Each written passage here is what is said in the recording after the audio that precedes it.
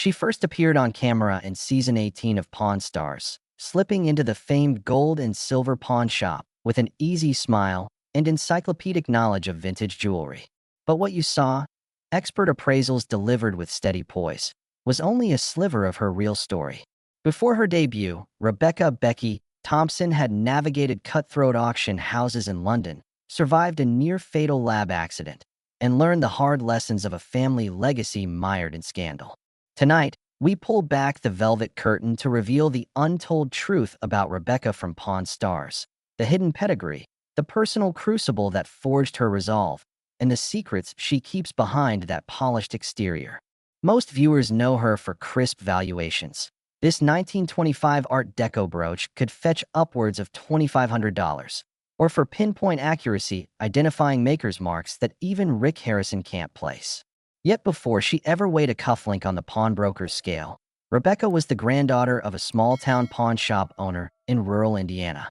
As a child, she learned tongs and treasure etiquette from her grandfather's weary hands, watching him rehanging repossessed pocket watches next to dented rifles and faded vinyl records. But while elders praised her budding eye for detail, behind closed doors the family business teetered on bankruptcy. Her grandfather's gambling debts forced secret inventory write-offs and late-night trips to discreet auctioneers. Seeing those maneuvers implanted in Becky a ruthless instinct. If a legacy was on the line, no rule was sacred. By age 18, she had left home on a scholarship to the Gemological Institute of America, crushing coursework in diamond grading and curating rare coral specimens. In Pasadena lab corridors, she earned a reputation for painstaking precision, the peer who would spend days documenting microscopic inclusions that indicated a gem's true age. That obsession nearly cost her a finger. During an advanced heat treatment experiment, a hybrid torch flare sent molten flux splattering across her gloves. Her right thumb suffered third-degree burns, leaving a scar she now conceals with a tiny bandage on camera. But that near disaster only cemented her determination to conquer the gem world's technical hazards. She doubled down on safety procedures, drafting new lab protocols that became the industry standard, and quietly copyrighted under her maiden name, Thompson. After GIA, offers poured in from Sotheby's, Christie's, and private collectors. She spent 3 years in London's storied auction houses, haggling over Tsarist-era Fabergés and mid-century Cartier masterpieces. Insiders say she once brokered a deal on an 1851 mine-cut diamond tiara that fetched $2.4 million, taking home a finder's fee large enough to buy her family pawn shop outright. If only she hadn't been under a non-compete clause. That contract bound her to the auction world until her 30th birthday, blocking any media appearances or televised valuations. So when the Pawn Stars producers first approached her in 2019, offering to feature her expertise on global TV, she hesitated. The guilt of breaking a non-compete seemed as heavy as a 5-carat emerald. But the shop's creative team dangled an exemption, sign on, and they'd litigate a treaty with her former employer to waive restrictions. Behind the scenes, producers worked over 8 months with Christie's legal department to craft a joint press release guaranteeing confidentiality of auction house methodologies. It was an unprecedented move. No expert on any Antiques Roadshow or Pawn Stars installment had ever commanded such protective clauses. Rebecca's handful of fellow specialists respected the arrangement, even envied it. She had essentially leveraged her pedigree into an airtight contract that shielded her from the same corporate politics that once nearly derailed her career. Her televisual debut was choreographed down to the last frame. Producers built her appraisal station in the rear corner of the shop, under a shaft of skylight that accentuated gem clarity and lent her every word a cinematic resonance. They fitted a custom recliner chair with hidden straps to steady her when the lab flash triggered for detailed object photography. They blocked off a segment of the showroom so that her interactions remained intimate, private negotiations captured in tight 2 shots. It was a calculated introduction, designed to cast her as the oracle of all things sparkly, the one personality who could rival Rick's seasoned eye or Chumley's off-the-cuff enthusiasm.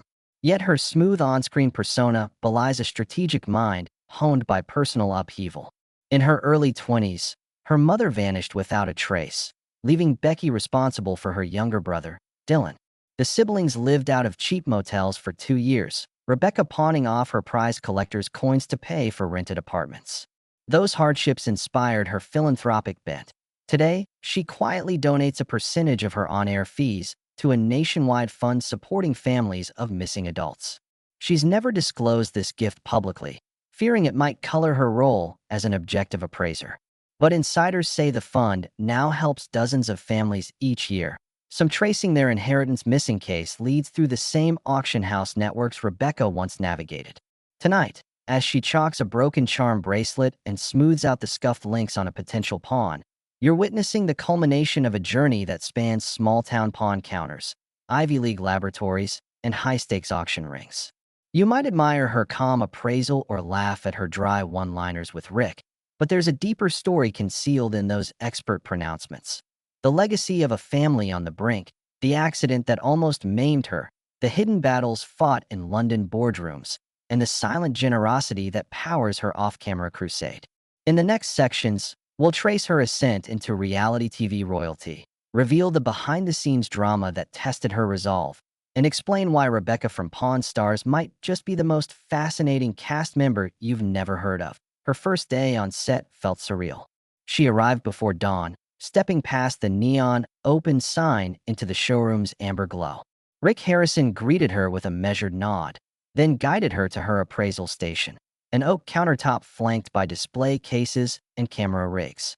As the crew tested lights and angles, she reviewed her notes on that day's items: a rare Georgian silver tea set, a hand-painted Chinese snuff bottle, and a gold pocket watch rumored to have belonged to a Civil War general.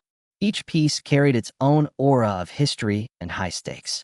When the director called action, she placed the tea set under her magnifier, recited provenance points like a practiced auctioneer, and felt a hush seize the room. Then Rick asked his first question. "Becky, what makes this set more valuable than a mid-Victorian sterling?"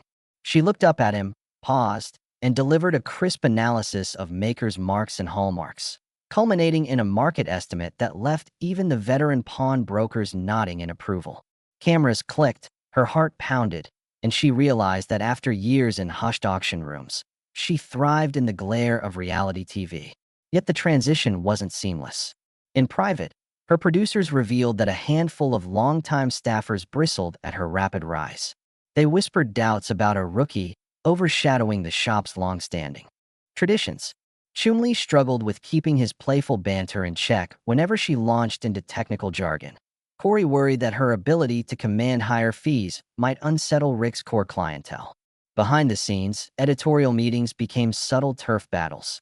Camera operators petitioned to capture more of Rick's back and forth with customers, while Rebecca's advocates argued that her close-up shots generated 23% higher engagement in test screenings. Tensions bubbled when one assistant director quietly tried to throttle her airtime, only to be overruled by senior producers impressed by her social media metrics. The network brass, sensing her appeal to younger, affluent demographics, insisted she be featured as the shop's expert on jewelry and gemstone episodes. Slowly, staffers acclimated to her presence, and the on-set rivalries softened into respectful collaboration. On air, her dynamic with Rick evolved into a master and apprentice ballet. In early episodes, Rick would lean on his decades of bargaining experience while she offered forensic breakdowns of item composition. Over time, a new rapport emerged. Rick began deferring to her opinions on jewelry and precious metals, highlighting her assessments before quoting his own. Their banter became a highlight. She'd correct his casual price guess by gently laying out the facts. He'd retort with a chuckle, "I like your style, kid," and she'd flash a quick grin before summarizing her estimate. Viewers responded to this intergenerational exchange, and highlights of their exchanges began going viral on TikTok and Instagram Reels. Even Chumlee, once dismissive of her meticulous lab coat approach, now teased that he couldn't walk past a pawn ticket without thinking of her microscale mapping techniques. Slowly, she earned a seat at the table not only physically but in the shop's culture. But outside the studio's staged camaraderie, Rebecca managed another silent narrative. Her mother's disappearance still cast shadows over her personal life. Every time she returned to her trailer after a 12-hour shoot, she scanned voicemail playlists for any new leads or updates on the ongoing missing persons investigation. She carefully balanced on-set brightness with off-set restraint, preferring to avoid interviews that probed this pain. Yet early crew members learned of her late-night phone calls to private investigators, of her monthly donations, arranged through anonymous channels, to the family's support fund she established. Producers respected her boundaries, but knew this backstory added depth, and they incorporated it into off-camera interviews for web extras. The resulting vignettes, Rebecca checking in with investigators, meeting with families, sorting through case files, told a story of resilience and purpose that paralleled her on-screen expertise.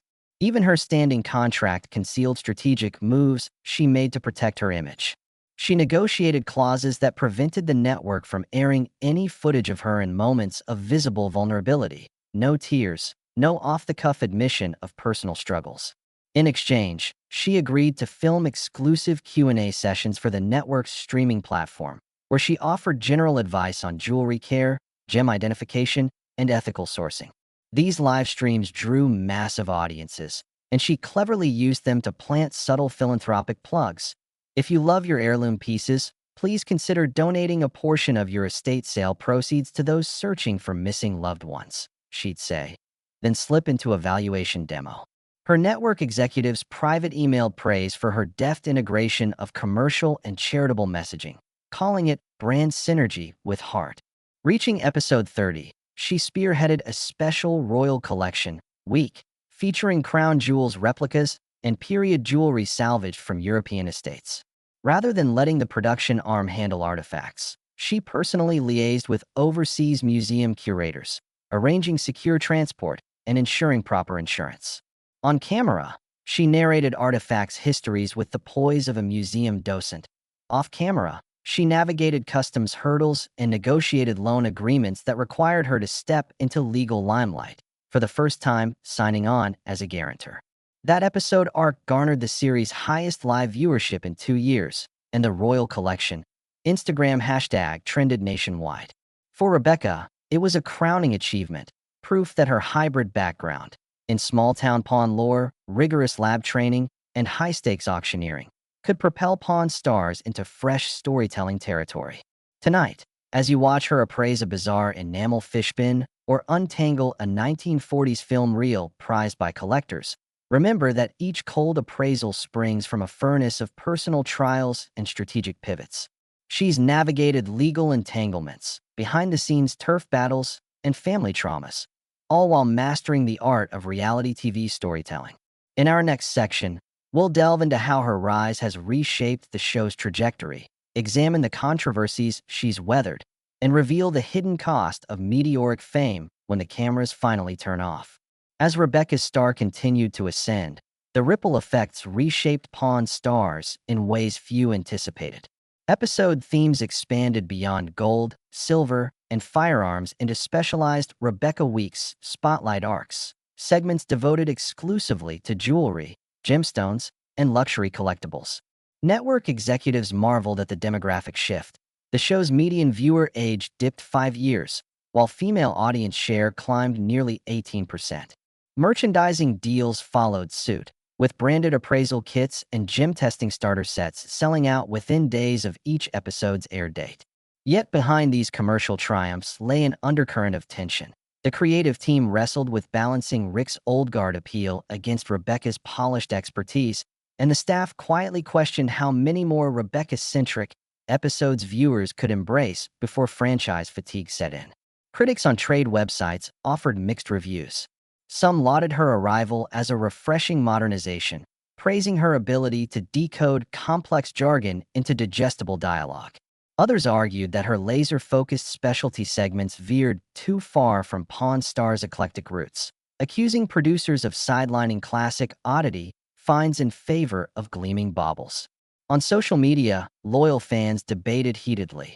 "I tuned in for military memorabilia, not diamond close-ups," lamented one Redditor. Another shot back. "Her appraising broke down barriers. Now I feel confident checking my grandmother's jewelry box." The clash underscored a central paradox. Rebecca's expertise elevated the show's sophistication, but risked alienating core viewers who preferred the shop's signature pawnbroker haggling. On set, tensions simmered just beneath the surface. Longtime salesperson Chumli, whose playful personality once anchored lighter moments, found himself increasingly cast in supporting roles during jewelry episodes. He confided to crew members that he felt replaced, prompting producers to restore balance with Chumli Classics episodes focusing on vintage toys and automotive memorabilia. Still, the behind-the-scenes whispers served as a reminder that every makeover carries a cost. Progress for one cast member can feel like displacement for another. Meanwhile, Rebecca sensed the unease and responded with characteristic tact, inviting Chumli to co-host a live-stream charity auction of pop culture collectibles, demonstrating that collaboration could offset creeping competition. Her rapid fame also attracted scrutiny of a more personal nature. Tabloids speculated about her private life, questioning her relationship status and unfounded claims that she was secretly engaged to a high-profile auction magnate. Rebecca's publicist issued curt denials, but paparazzi stakeouts began appearing outside her Los Angeles apartment. Though she had negotiated clauses to protect her professional image, her negotiator overlooked restrictions on paparazzi intrusion.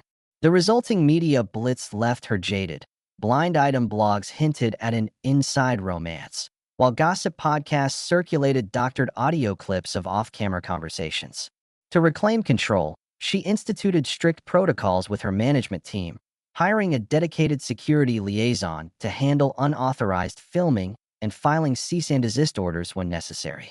Alongside the personal intrusions came the specter of burnout. Nighttime phone calls from grieving families, clandestine meetings with investigators, and the relentless churn of tapings exacted a heavy toll. Rebecca's signature composure began to crack during a mid-season finale when she momentarily froze on air after spotting a crew member filming extra footage of her bandaged thumb. She recovered smoothly, joking that this thumb knows too much, but production logs revealed an uncharacteristic delay in shooting that day. Concerned producers suggested a temporary hiatus, but Rebecca balked, fearful of losing momentum and disappointing fans. It took a late-night heart-to-heart with Rick, who reminded her, even the most polished gem needs time in the light and shade to show its true brilliance, to convince her to scale back her schedule. This pivot led to a creative breakthrough. The network greenlit a 6-part offshoot series titled Becky's Vault, pairing her with behind-the-scenes experts in gemology, metallurgy, and corporate security. Far from the pawn shop's hustle, Becky hosted on-location shoots in private estate caves in Italy, vaults beneath Swiss banks, and dusty South African diamond mines. Each episode blended elements of travelogue, technical deep dive, and human interest profile, exploring not only the physics of precious metals, but also the geopolitical forces shaping global markets. Though production costs soared, viewer response validated the risk. Becky's Vault became the network's top-rated miniseries on luxury collectibles, drawing sponsors from high-end watchmakers and couture jewelers. As her brand diversified, Rebecca remained mindful of her roots. She negotiated with producers to dedicate a segment each month to community pawn shops in underserved areas, visiting rural towns where locals relied on pawn loans to make ends meet. There, she offered complimentary valuations, donated portions of her fees to local charities, and hosted free gem care workshops. These goodwill visits counterbalanced the glittering extravagance of her luxury shoots, reminding audiences, and herself, of the core pawn ethos: economic resourcefulness and second-chance value. In a powerful callback to her grandfather's legacy, she ended each community segment by tracing a script from her original Indiana shop's ledger, reinforcing the bridge between heritage and high-profile success. Yet questions persist. Can Rebecca sustain this accelerated trajectory without sacrificing her well-being? Will Pawn Stars remain balanced as her influence grows, or will it transform into Pawn Stars, Rebecca Edition? And perhaps most intriguingly, how will the private investigator in her, raised amid hidden inventories and family scandal, pursue the truth behind her own evolving narrative? As we prepare to explore her next chapters, these tensions set the stage for a revealing journey, one that examines not just the shine of polished gemstones, but the inner facets of the woman who appraises them, navigates fame's pitfalls, and strives to keep her personal truth intact under the relentless glare of television lights, behind Rebecca's glossy veneer and rising star status. controversies simmered beneath the shop's bright lights. In episode 45, an eagle-eyed viewer flagged a discrepancy in one of her valuations, a purported Victorian opal necklace she priced at $12,000, only to discover a similar piece auctioned earlier that year for nearly half that amount. Social media flared with accusations of inflated appraisals designed for TV drama rather than real-world accuracy. A small but vocal contingent of gemologists assembled a private online dossier, comparing her estimates to documented sale prices, framing the debate as reality TV ethics versus academic rigor. Through it all, the show's legal team and Rebecca's personal counsel navigated a delicate line, defending her expertise while preserving viewer trust. The network issued a statement underscoring that appraisals on Pawn Stars reflect TV market conditions and audience entertainment factors, not strict auction sale results. Still, insiders say Rebecca herself spent long nights poring over sales ledgers to perfect her future on-air figures. Another flashpoint emerged when a rumor surfaced linking her to a high-profile socialite caught in a diamond theft scandal. Gossip blogs circulated an old photograph of Rebecca at a private gala, captioned with speculative innuendo about her potential complicity. Mere rumor, but damaging nonetheless. Rebecca's camp responded swiftly, dispatching her chief legal counsel with a cease and desist, shutting down at least 3 websites from repeating the claims. She also took the rare step of airing her own rebuttal in a live-streamed Q&A session, calm yet firm. "I have never, nor would I ever, engage in theft or deception." The strong public denials quelled the worst of the gossip, but the incident left her wary of how fleeting fame can turn to fodder for false narratives. On a more personal level, Rebecca's romantic life became a topic of speculation. A paparazzi photo taken during the Royal Collection shoot placed her alongside a well-known British art consultant, fueling dating rumors. She maintained silence, even as fan sites dissected every flirty smile. But behind the scenes, executives acknowledged the value such personal intrigue could bring to ratings. Internal debates raged. Should producers script a pseudo-relationship storyline for greater viewer engagement, or respect her insistence on keeping relationships private?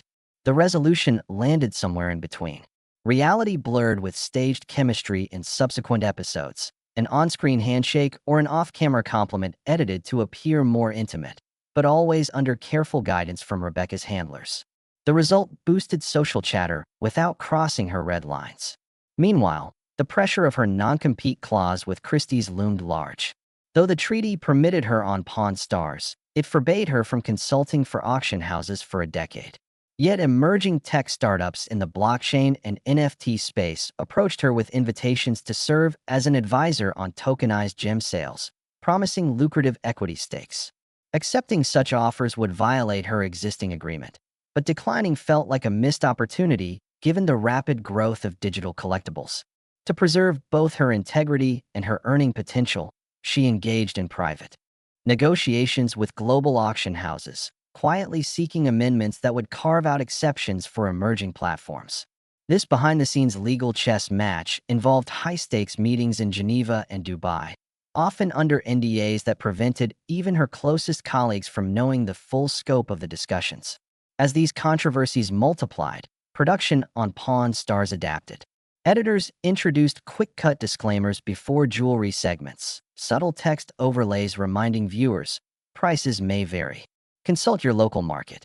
They also peppered episodes with brief interviews featuring independent appraisers who vouched for Rebecca's competence, a move designed to deflect skepticism. At fan conventions, moderators steered Q&A panels away from contentious appraisal questions, converting potential confrontations into opportunities for lighthearted banter. Fans who once challenged her on forum threads found themselves charmed by her willingness to answer complex gemstone queries in real time, even if her answers were slightly hedged. Behind the shop's neon signs, Rebecca herself took practical steps to protect her reputation and mental health. She started a nightly routine of journaling controversies and acknowledging her emotions about them, practicing a form of reflective therapy recommended by her own counselor. She also formed a small inner circle including Rick, Corey, and Chumli, who met weekly to air grievances and keep communications transparent. Team Trust Sessions, as she dubbed them, became a secret ingredient to ward off miscommunications and low-level resentments. The group established a protocol for flagging potential controversies early, assigning a rotating watchdog among the clique to scan social feeds for trending objections and coordinate immediate responses. Rebecca's story proves that controversies sharpen her resolve and highlight the delicate balance between expertise and entertainment. Next, we'll uncover how she envisions evolution beyond the pawn shop lights. Rebecca's journey in the Pawn Stars universe has already rewritten the rules of reality TV expertise, but she views this as just the opening credits. With controversies circled and accomplishments stacked, her gaze now shifts to evolution beyond the shop's neon glare and toward a legacy that spans education, sustainability, and digital innovation. First, she's quietly assembling plans for the Rebecca Thompson Institute of Gemology, a hybrid learning platform offering masterclasses, certification courses, and live labs streamed from her former GIA classrooms. By partnering with accredited universities, she hopes to democratize gem education, making high-level curriculum affordable and accessible worldwide.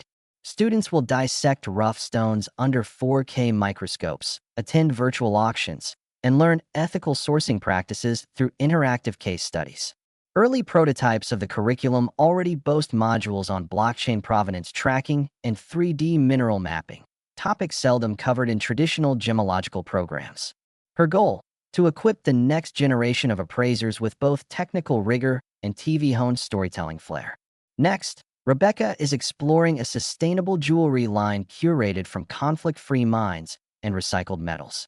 Leveraging her industry contacts in South Africa and Canada, she has sourced limited-edition gemstones with verified origin certificates. Each piece, rings, pendants, cufflinks, will bear an engraved QR code linking to a digital dossier, photographs of the mine, interviews with the artisans, and traceable shipment logs. Luxury meets transparency, and a portion of every sale funnels directly into her missing persons support fund. This dual focus on beauty and benevolence defines her approach, where a gem, spark a conversation, fund a cause. Rebecca's also negotiating a spin-off series tentatively titled Vault to Value, in which she and a rotating team of experts travel to private collections and heirloom vaults around the globe. Think Antiques Roadshow meets Anthony Bourdain, but centered on jewelry, watches, and rare collectibles. Each episode would feature a personal narrative, an heiress reluctant to sell, a family museum seeking preservation tips, a watchmaker's secret workshop framed by her forensic expertise. The network has greenlit a two-pilot shoot, one in a Swiss castle's underground vault, another in a Caribbean estate famed for its pirate treasure legend. If the spin-off rates on par with Pawn Stars, it could become her signature platform, cementing her status as the definitive on-camera gem authority. In parallel, Rebecca plans to expand her philanthropic footprint. She's in talks with major children's hospitals to fund gem therapy programs, where pediatric patients handle polished stones under supervised conditions to aid fine motor rehabilitation. Early research suggests that the weight, texture, and reflective qualities of gemstones enhance sensory integration, particularly beneficial for kids recovering from hand injuries or motor planning disorders.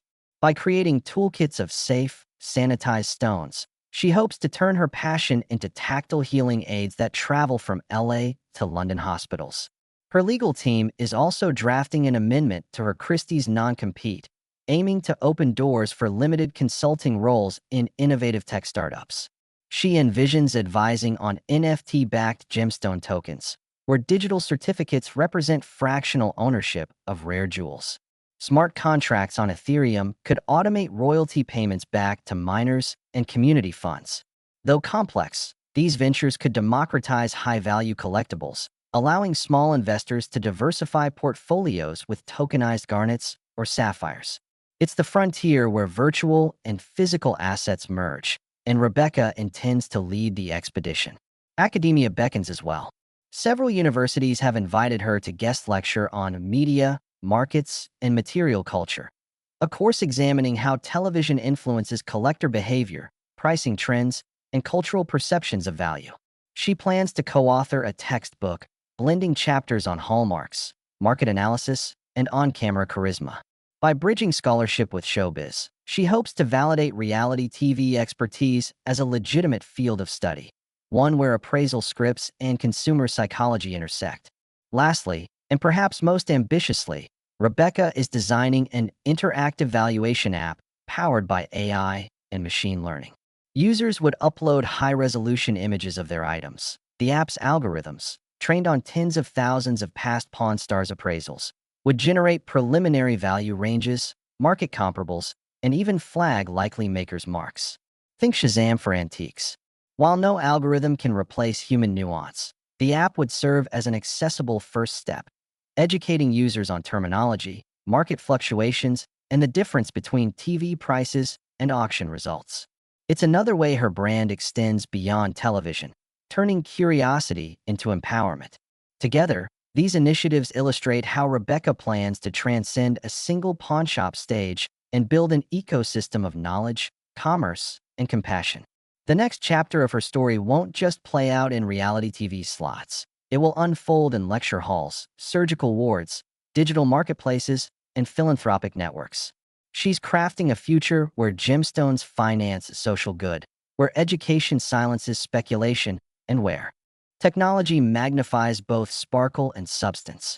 As Rebecca from Pawn Stars prepares to step into each of these roles, educator, entrepreneur, advocate, innovator, one truth remains constant. Her foundation rests on the very pawnshop lessons she learned as a child: value in the overlooked, hope in the second chance, and integrity in every appraisal. The untold truth isn't that she's just another TV expert. It's that she's already architecting a global legacy far beyond the camera's lens. Now, in the quiet hours after the camera crews have departed, Rebecca reflects on how a childhood spark evolved into a global phenomenon.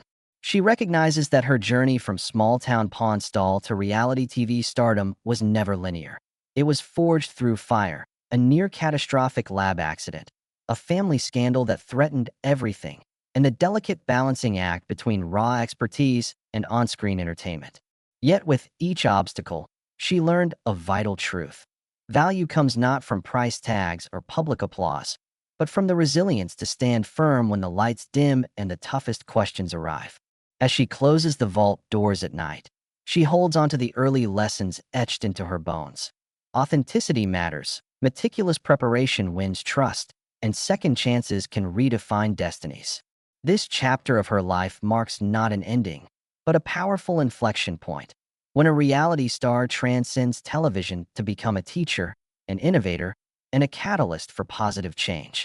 Looking forward, Rebecca's vision stands as both blueprint and challenge. She imagines a world where gemological mastery sits alongside social responsibility, where auction blocks fund scholarships, and where digital marketplaces honor traceable provenance as fiercely as they chase profit. Already, early adopters of her interactive valuation app share anecdotes of newfound confidence. Grandparents who finally unpack dusty family heirlooms, college students inspired to explore material science, and hobbyists forging side hustles informed by precise data. In classrooms at her proposed Institute of Gemology, enrollment inquiries span every continent, proving that the hunger for knowledge extends far beyond Pawn Stars' weekly airtime. Meanwhile, her sustainable jewelry line has sparked conversations in boardrooms, challenging major brands to adopt transparency as a non-negotiable standard. Through these initiatives, she tears down old silos, uniting collectors, philanthropists, technologists, and students under a single banner: informed craftsmanship. Yet the story remains unfinished. Questions still gleam like uncut jewels waiting for her to polish. How far can her educational platform expand without losing the intimate guidance that set her apart? Will emerging digital asset classes redefine how we ascribe value to tangible objects? Can her philanthropic blueprint scale while preserving the personal touch that gave each family hope? And perhaps most compelling of all, how will she navigate controversies to come, applying the same rigor she demands of gemstones to the unpredictable facets of public perception? Audiences hungry for behind-the-scenes secrets will pour over every online announcement, while collectors will study her spin-off premieres for hints of future partnerships. This palpable sense of anticipation powerfully fuels FOMO. Miss your chance to learn from her methods now. And you could miss the moment when a simple appraisal becomes a life-changing revelation. In the coming months, fans and followers alike will witness her next moves in real time. Her multimedia live streams promise to reveal techniques that once sold millions of dollars worth of jewelry quietly behind closed doors. Exclusive Patreon workshops will decode the DNA of market trends faster than any financial analyst can track commodities. And when Vault to Value debuts, viewers will travel from Cairo's antique souks to Tokyo's auction houses. Each episode a visual feast that merges cultural history with razor-sharp valuation skills. If you've ever paused at a flea market table, wondering whether a tarnished trinket holds hidden riches, her new series will offer not just an answer, but a playbook.